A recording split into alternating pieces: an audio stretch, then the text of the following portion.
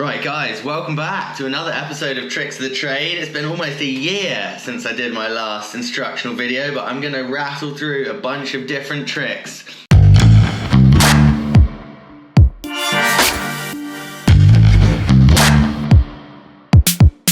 My main goal this year is to get to 20k subs, so don't forget to like and subscribe to my channel. For my first episode back, I'm going to go into how to get your kite loops bigger, because let's face it, big air is now one of the main disciplines in kiteboarding. We've seen it come back massively in the last couple of years. The most important thing that you can do is learn to get your kite loops bigger. So let's get into how to do a bigger kite loop.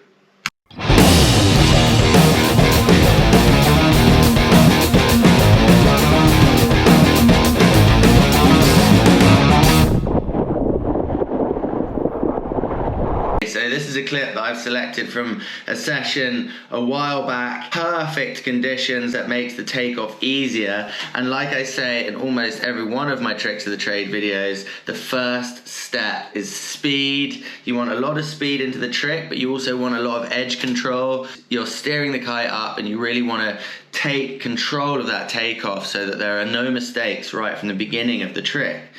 Also, another thing to note is you want to make sure you are correctly powered, and for kite loops, and especially bigger kite loops, you do actually want to be really powered so that there is no question as to whether you're going to get the right amount of height or not. In this clip, I'm actually riding an 8-meter dice. I find the 8-meter literally the perfect kite size for big kite loops or megaloops, however you want to call them, and I think that is really good to know. So when I'm super powered on an 8 and I have no worries about going high, that is when it's loop time for me, right? So conditions are a big factor here. As you come into this trick, you want to have that edge speed and edge control over the water and sheeting it into the takeoff. You can see there's a tiny hand movement here as I take off towards the side of the bar of which I'm going to loop. More importantly than that is actually the delay between takeoff and initiating the kite loop. This gives you a moment to consider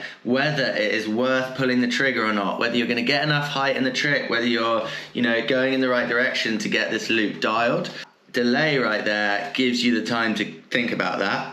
It's also very important as well because you don't really want to go straight into the kite loop. The earlier in the jump that you go into the kite loop, the more aggressive the kite loop is going to be. So you want to make sure you're pretty close to the zenith of your jump, like as high as you're going to be. Just before you get to the top of your jump, that's when you want to pull the trigger on it, so that it, if anything, increments your height even further.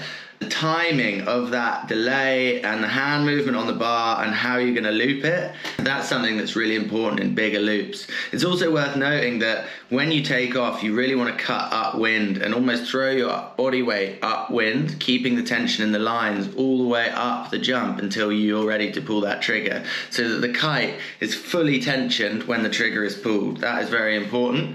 And as you can see here by how I jump upwind of the boat, and then with the loop I get pulled downwind very quickly away from that boat. And it's worth looking at the kite as it goes around so that you can judge what's going on, any changes in the wind and things like that. And once the kite's angled back up again after the loop, that's when I can go into the grab or do something else in that jump. It's going to go into a position where it needs to be in order to initiate the heli loop, and you can kind of relax at this point knowing that you've got enough height and the kite's going to go up to the zenith, and then you can heli loop it into the landing. And then get ready for a complete downwind landing. It's another thing I mention a lot. Always land downwind, and the more speed you have, in a way, the better, as in you can land directly downwind with a lot of speed. And when you're coming in from a mega loop or a big kite loop, you will have a lot of speed because you're swinging out from underneath your kite. You initiate the heli loop as the kite tightens up above you, but be ready to land facing straight downwind and run out the landing, stomp it and ride away.